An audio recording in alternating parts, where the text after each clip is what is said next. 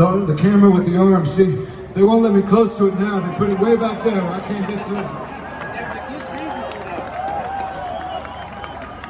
And you know, back in the day, kids, this is before they had robots and shit. There was actually a guy on the camera, and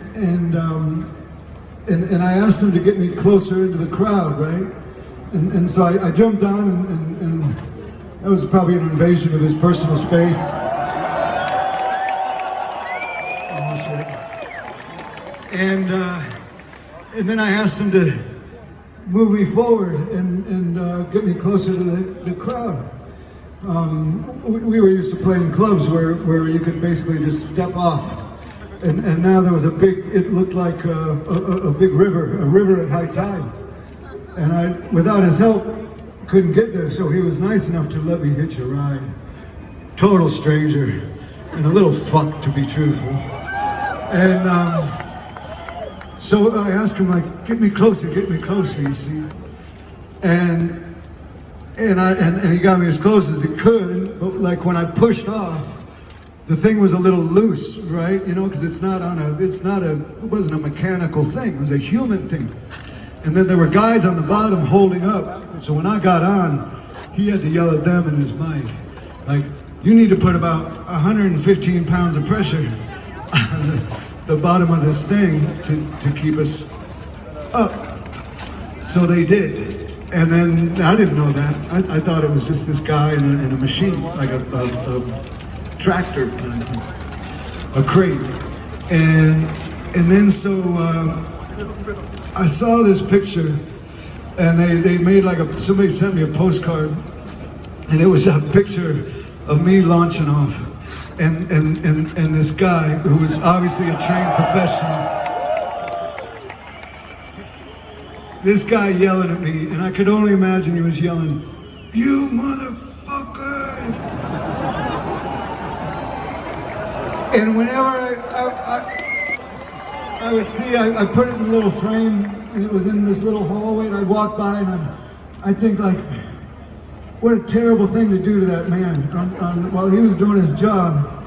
And I just always felt so bad that I pissed him off.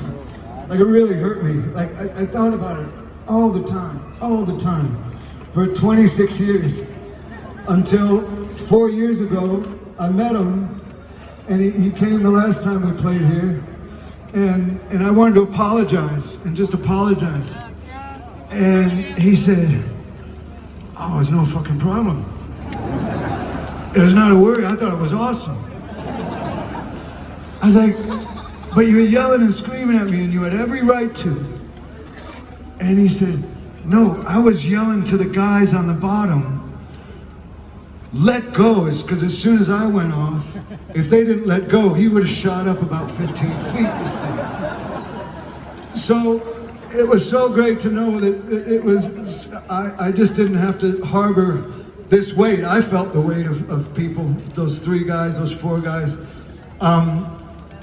Anyways, I got to meet him. You know, he retired after 35 years, one of the best cameramen in the business in this country.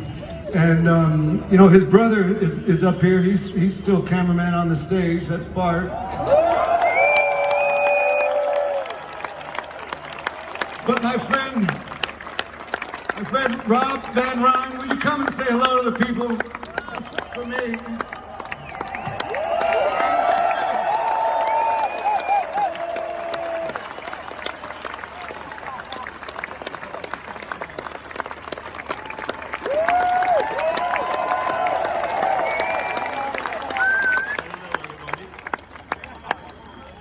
It's a nice view from here.